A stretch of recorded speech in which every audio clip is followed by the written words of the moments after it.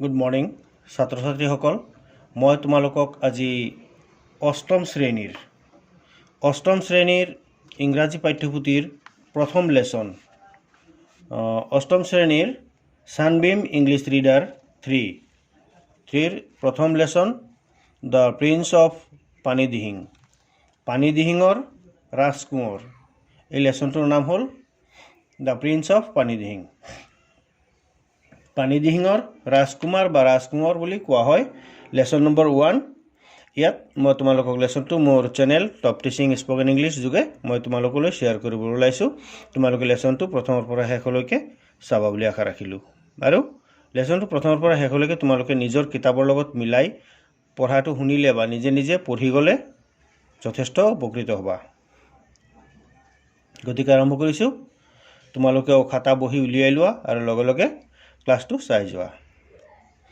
You all know what happens when it rains heavily during the monsoon season and floods come. তোমালোকে সকলোৱে জানা যে বেছিকৈ বৰষুণ পৰিলে বা বৰষুণ দিলে মনসুন ছিজন মানে হ'ল ৰেইনি ছিজন।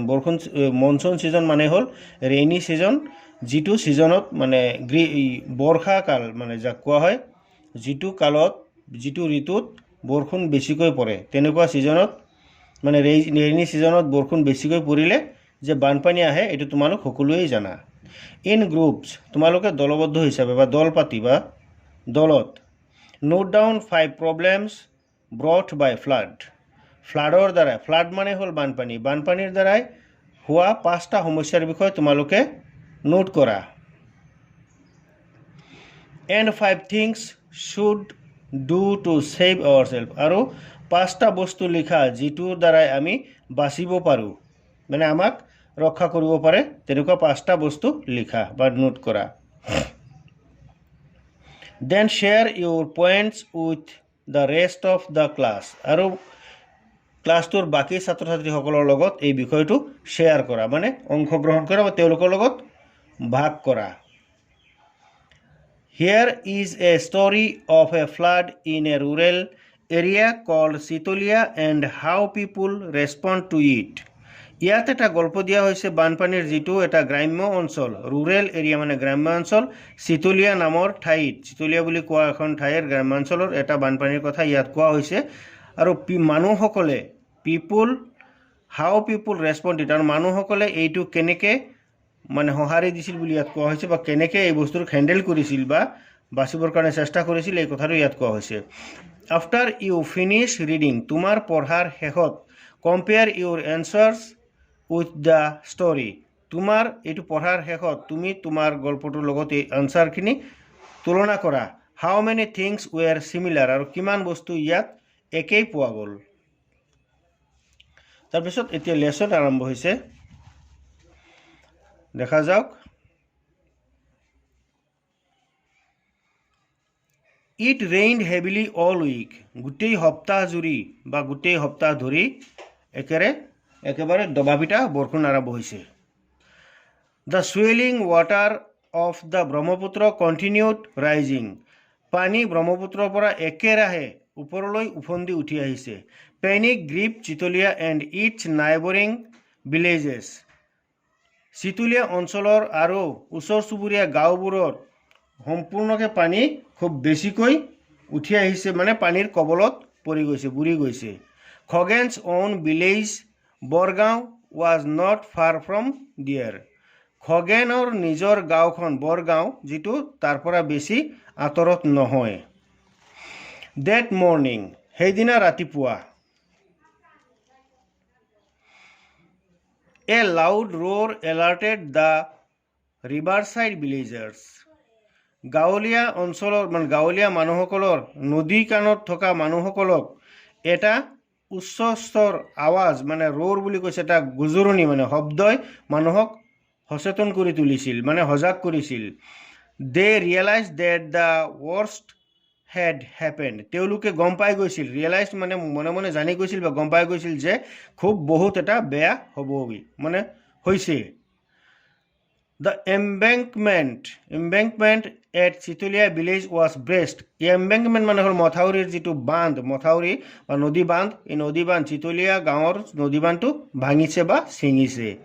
Horrified, খুব ভয়ানক, they braced themselves for what was to come. কি হ'ব কি নহ'ব মানে কিবা হ'বলৈ আছে, হ'বলৈ গৈছে, তেতিয়া তেওঁলোক একেলগ হৈ সব গোট খাই ভয় খাইছে, মানে খুব বেছিকৈ ভয় খাইছে।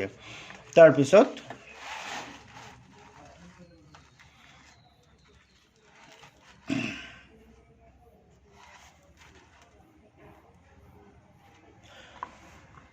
ইন মোমেণ্ট, মুহূৰ্ততেই, মোমেণ্ট বুলি ক'লে মুহূৰ্ততেই, huge waves of waters broke in to the village, একেবাৰে প্ৰকাণ্ড পানীৰ ঢৌ গাঁওখনৰ ভিতৰত সোমাই পৰিছিল। The water rolled over some of the house tops, পানীৰ ঢৌবোৰ বা পানী বহুতো বা কিছুমান ঘৰৰ একেবাৰে মুধচেদি ছালৰ ওপৰেদি বাগৰি গৈছে। The air quickly filled with the cries and wails of the village folk huddled on rooftop of the sanghars and the mad bellowing of the livestock being swept away. ইয়াত কৈছে সেন্টেন্সটো অলপ ডাঙৰ, কিন্তু কথাখিনি হৈছে গোটেই বতাহখিনিৰ কথা কৈছে, গোটেই জেগা বা বতাহ বা গোটেই অঞ্চল একেবাৰে চিঞৰ বাখৰ কান্দোনত ভৰি পৰিছে। আৰু ভিলেজ ফক হাৰ্ডল, গাঁৱলীয়া মানুহসকল একেবাৰে একগোট হৈ মানে একেলগে হৈছে আৰু মানে কি হৈছে, গোটেই মানুহখিনি কোনে কাক বচাব এইটোৰ লগত সিটো গদাগদি কৰিছে বুলি এনেকৈ কয়, গবাগবি হৈছে। ক'ত? হাউচ টপছ, ঘৰৰ ছালত, অফ দ্য চাংগৰ্ছ, আৰু চাংগৰৰ ছালৰ ওপৰত মানুহৰ এনেকুৱা অৱস্থা হৈছে। দ্য মেড বিলয়িং, পাগলৰ দৰে, কিছুমান বিলয়িং মানে আচলতে এইটো গৰুৰ হেমেলনি, অফ দ্য লাইভ ষ্টক, গৰু ম'হ ছাগলী ভেড়া এনেকুৱা ঘোঁৰা এইবিলাকৰ হেমেলনি, বিং চুইফ্ট, যিবিলাক পানীৰ গতিত উঠি গৈ আছিলে সেইবিলাকে তেনেকৈ বেবাই আছিল পাগলৰ দৰে, এইটো কোৱা হৈছে। তাৰপিছত খগেন এ য়ং মেন অফ 17, 17 বছৰীয়া এজন ডেকা মানুহ। কুইকলি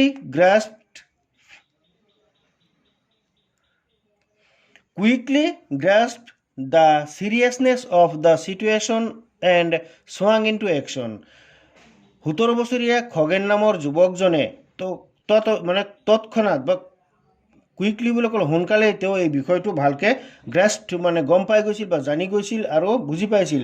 আৰু দ্য চিৰিয়াছনেছ অফ দ্য চিটুৱেশ্যন মানে পৰিস্থিতিৰ অৱস্থাটো, ব্যস্ততাটো তেওঁ বুজি পাইছিল, আৰু তেওঁ একশ্যন মানে কামত জঁপিয়াই পৰি গৈছিল, মানে ইয়াত হাতুৰি নামিছিল বুলি কোৱা হৈছে, মানে একেবাৰে কামত তেওঁ ফটাফট লাগি গৈছিল। The village folk and even his classmates at Nitaipukhuri college called him the prince of Panidihing. গাঁৱৰ মানুহসকলে, ফক মানে আচলতে গাঁৱলীয়া, ভিলেজ ফক বুলি ক'লে গাঁৱলীয়া মানুহ, যদি জংগল ফক বুলি কোৱা হয় তেতিয়াহ'লে জংঘলৰ বা হাবিৰ বনৰীয়া জন্তু কোৱা হয়, কিন্তু গাঁৱততো আৰু জন্তু নাথাকে, সেয়ে ভিলেজ ফক বুলি ক'লে গাঁৱলীয়া মানুহ বুলি কোৱা হয়।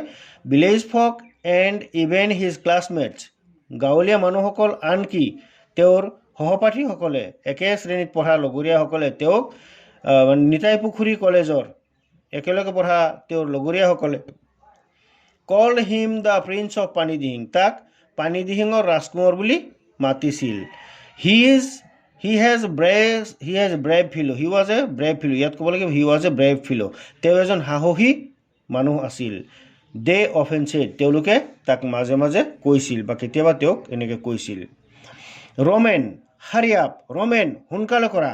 Khagen shouted to his friend, খগেনে তেওঁৰ বন্ধু এজনলৈ চিঞৰি কৈছিল, খগেন এই Ramen hurry up. There is no' time to lose, আমি সময় হেৰাবলৈ নাই বা সময় লছ কৰিবলৈ নাই।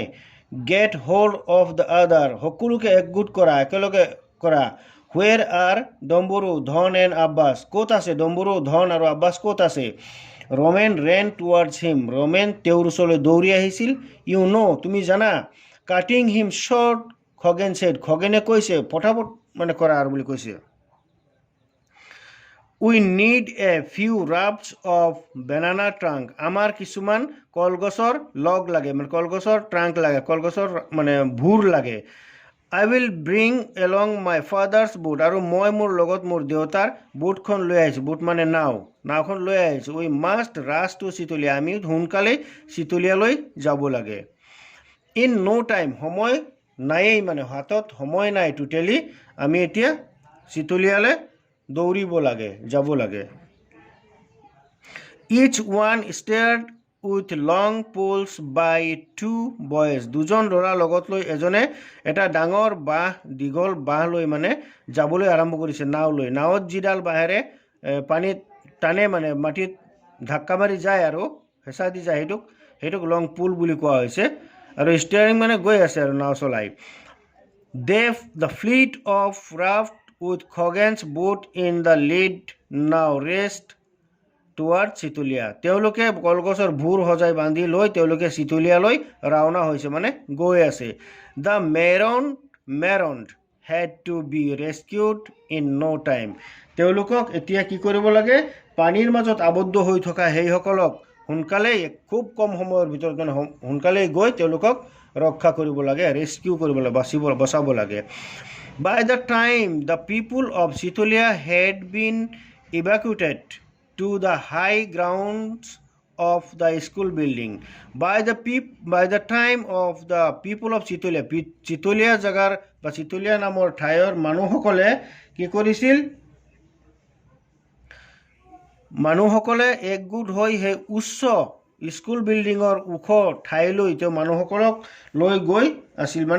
মানে মানুহসকলক তাৰ পৰা সোনকালে আঁতৰাবলৈ মানে জেগাৰ পৰা আঁতৰাবলৈ চেষ্টা কৰি লৈ গৈছিল, আঁতৰাই আছিল.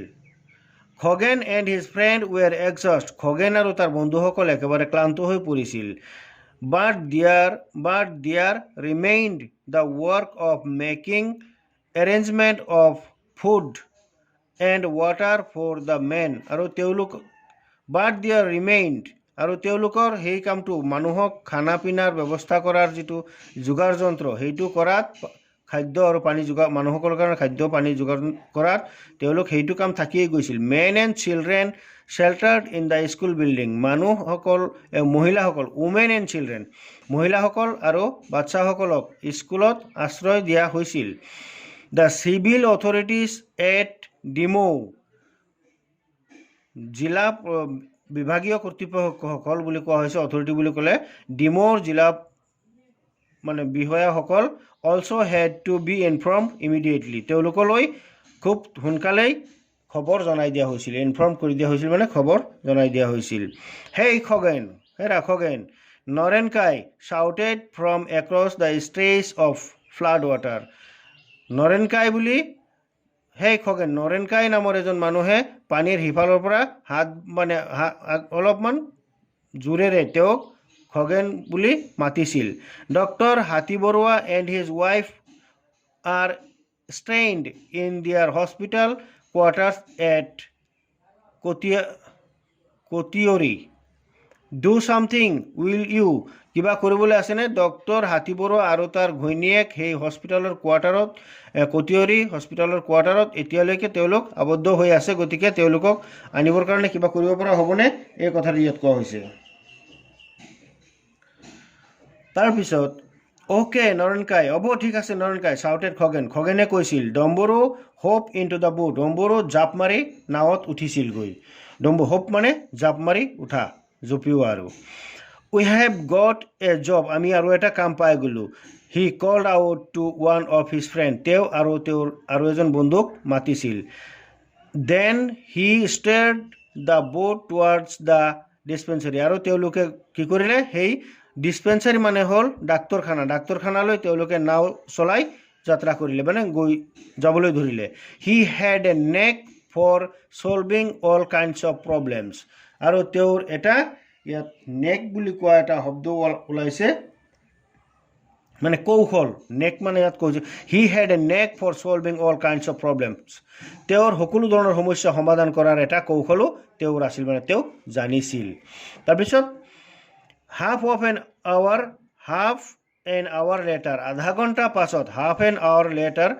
ঘণ্টা পাছত the boat reached the doctor's house.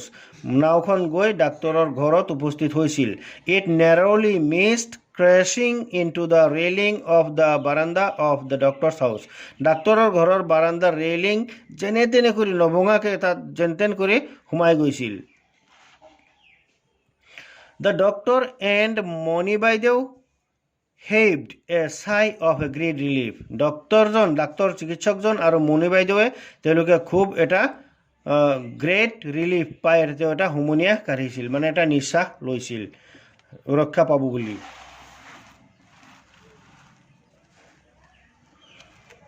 তাৰপিছত ষ্টেপ ইনটু দ্য বোট, তেওঁলোকে নাওখনত ভৰি ৰাখিছিল, মানে খোজ দিছিল। ছাৰ এণ্ড বাইদেউ, ছাৰ আৰু বাইদেউ সোনকালে, ইয়াত কোৱা হৈছে sir and baideu. Khagen stretched out his hand towards baideu, খগেনে বাইদেউলৈ হাত আগবঢ়াই দিছিল আৰু কৈছিল যে ষ্টেপ ইনটু দ্য বোট, আপোনালোকে নাৱত ভৰি দিয়ক বা নাৱত উঠক। The doctor was helped into the boat, ডাক্তৰজন নাৱত উঠিছিল। Moni baideu was greatly scared to step into the boat rocking in the water. পানীৰ ওপৰত হেলি থকা নাওখনত বাইদেউগৰাকী উঠোঁতে অলপ বেছিকৈ গ্ৰেটলি স্কেয়াৰ্ড মানে বেছিকৈ ভয় খাইছিল। somehow she was also helped into the boat, যেনে তেনে কৰি তাইও নাৱত উঠিছিল। two of the doctor's men also got into the boat, ডাক্তৰৰ লগত থকা আৰু দুজন মানুহো নাওখনত উঠিছিল। We have to go upstream for some time, আমি অলপ সময় পানীৰ সোঁতৰ মানে বিপৰীত দিশে মানে আমি উজাই গৈ থাকিব লাগিব, আমি অলপ সময় পানীৰ দিশত উজাই গৈ থাকিব লাগিব। খগেন told the doctor, খগেনে ডাক্তৰক জনাইছিল। The boat was now quite heavy, নাওখন তেতিয়া সম্পূৰ্ণ ভাৰী হৈ গৈছিল। with 6 person and the doctor's bag, ডাক্তৰৰ বেগ মোনা আৰু 6জন মানুহ লৈ নাওখন খুব ভাৰী হৈছিল, গধুৰ হৈছিল। but it moved on steadily, কিন্তু নাওখন খুব লাহে লাহে গতি কৰিছিল, মানে গৈ আছিল। are you still scared বাইদেউ আপুনি আৰু ভয় খাই আছে নেকি? ডম্বৰু asked doctor's wife playfully, ডম্বৰুৱে বাইদেউক অলপ ধেমেলীয়া সুৰত মানে ধেমালি কৰি কৈছিল যে বাইদেউ আৰু ভয় লাগি আছে নেকি? she smiled, তাই মিচিকে হাঁহিছিল। no, নাই, not when you two are around, যদি আপোনালোক আমাৰ লগত আছে তেতিয়াহ'লে কিহৰ ভয়? she said, তাই কৈছিল। the boat took a U-turn, নাওখনে এটা U-turn লৈছিল, এনেকৈ এইটো কোৱা হয় U-turn, ইউৰ নিচিনা এফালৰ পৰা আহি বেলেগ ফালে মানে সম্পূৰ্ণ উল্টাকে ঘূৰি আহিলে সেইটো কোৱা হয় U-turn, যিফালে যায় সেইফালে আকৌ ঘূৰি আহে বেলেগ ৰাস্তাইদি, সেইটো U-turn লৈছিল মানে ঘূৰিছিল। it began to move swiftly with the current, আৰু তাৰপিছত সোঁতৰ দিশে খুব স্পীডত মানে খুব swiftly বুলি ক'লে খুব তীব্ৰ গতিত যোৱা আৰম্ভ কৰিছিল। Khagen and Dambaru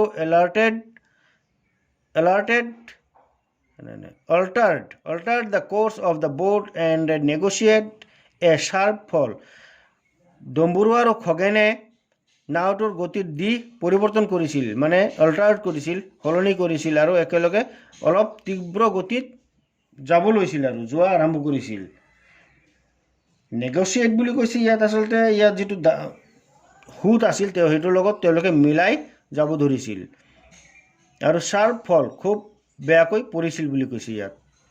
but the next moment, কিন্তু অলপ সময় পিছত a strong undercurrent almost pulled the boat like a magnet, কিন্তু অলপ সময় পিছত পানীৰ তলৰ যিটো সুত আছিল, পানীৰ যিটো গতি আছিল সেইটো খুব তীব্ৰ বেগী আছিল, যিটো নেকি চুম্বকৰ দৰে নাওখনক তললৈ টানিছিল।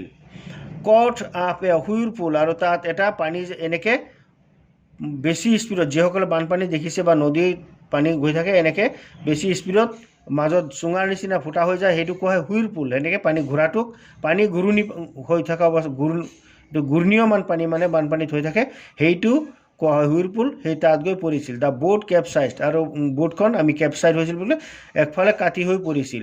থ্ৰয়িং everyone on the boat into the flood water, throwing মানে ইয়াত আচলতে দলিয়াই দিছিল, মানে পৰি যোৱাৰ নিচিনা হৈছিল বোটখন, মানে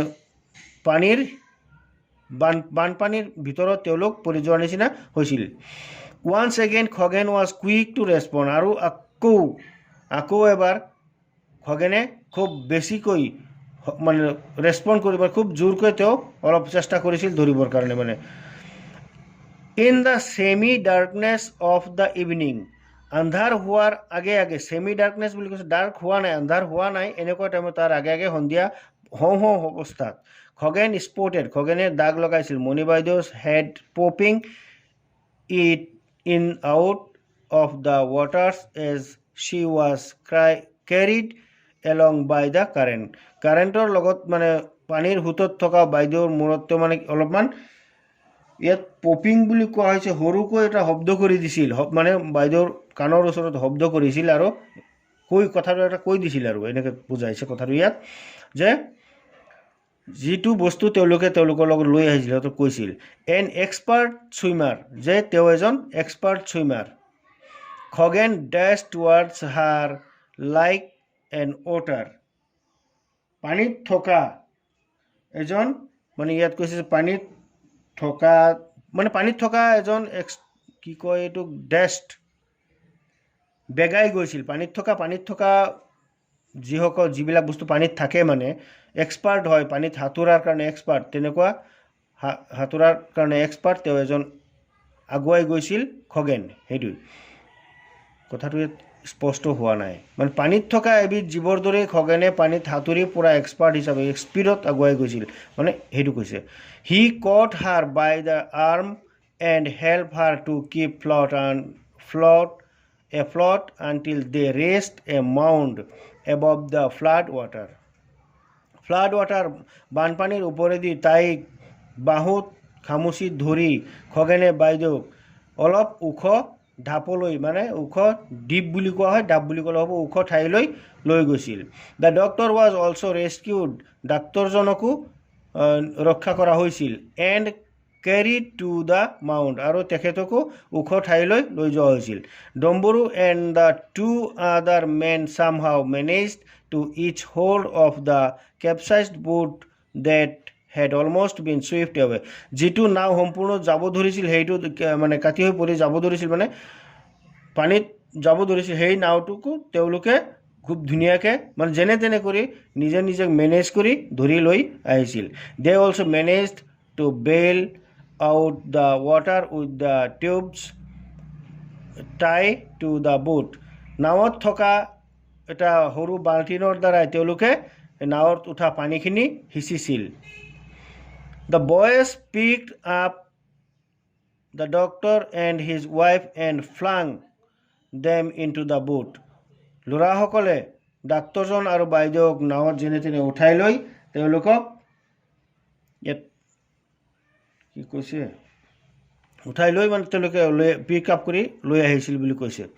দ্য ক্ৰাইচিছ ৱাজ অভাৰ, সংকট তেতিয়া শেষ হৈছিল। সংকট মানে তেওঁলোকৰ যিটো বিপদ আছিল সেইটো তেতিয়া সংকটৰ অন্ত পৰিছিল।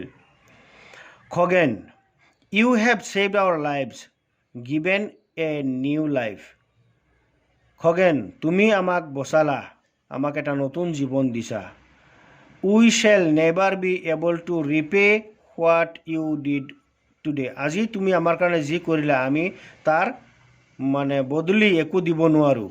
এক্সক্লেইম দ্য ডক্টৰ পেটিং খগেনছ বেক, খগেনৰ পিঠিত হাতেৰে এনেকৈ চৰিয়াই কৈছিল যে খগেন, আজি তুমি আমাৰ যি উপকাৰ কৰিলা, আমাক যেনেকৈ জীৱনদান দিলা, আমি তোমাক ইয়াৰ বদলি একো দিব নোৱাৰোঁ, মানে আমি তোমাৰ ওচৰত আজিৰ পৰা ঋণী হৈ থাকিলোঁ, এনেকৈ ডাক্তৰজনে খগেনক কৈছিল। মণি বাইদেউ টছড হিজ আৰ্ম জেণ্টলি এণ্ড ছেইড, মণি বাইদেউ তেওঁৰ বাহুত কোমলভাৱে ধৰিছিল আৰু কৈছিল, লাহেকৈ ধৰিছিল আৰু কৈছিল, thank you Khagen, thanks Khagen, ধন্যবাদ Khagen. Sir, Khagen said emotionally, খগেনে খুব আৱেগিকভাৱে কৈছিল, ছাৰ। ইউ ৰিমেম্বাৰ, আপুনি মনত পেলাওক, my mom and I had visited you in hospital 3 or 4 times when she had a serious ailment, মই আৰু মোৰ মা 3 বা 4 মই আপোনাৰ হস্পিটেললৈ গৈছিলোঁ, আপোনাৰ মনত আছেনে? মোৰ মা তাই তেতিয়া খুব চিৰিয়াছ, খুব গুৰুতৰ বেমাৰত আছিল। অহ য়েছ, আই ৰিমেম্বাৰ হাৰ, হাউজ শ্বি নাও, এতিয়া তাই কেনে, মোৰ সেইটো মনত আছে।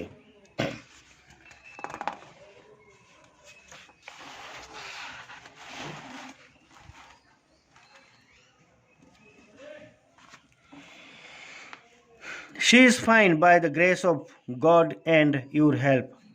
ভগৱানৰ আশীৰ্বাদত আৰু আপোনাৰ কৃপাত বা আপোনাৰ সহায়ত তাই এতিয়া সম্পূৰ্ণ ভালেই আছে।